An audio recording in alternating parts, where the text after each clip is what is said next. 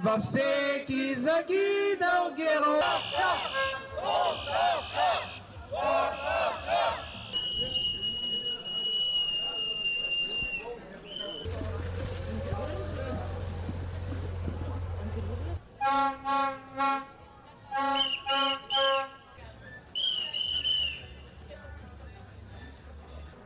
Спомням си, тогава бях малко по-млад.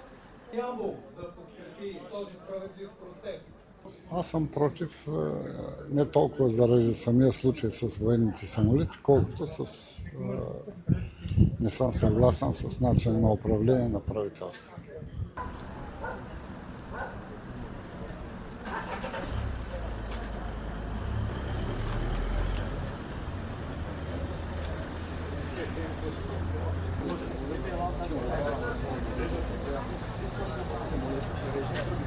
Тези хора ще отговарят за национално предателство, но пак казвам, тези хора не решават.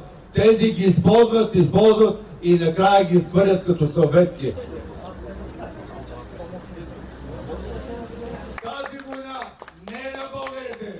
Ние подкрепяме Една база, която беше като оставена, ключова в тази. Моите хора са малцинство в страната ни и непрекъснато продажните управляващи ги тласкат навън. Те им обясняват, няма смисъл да живеете тук.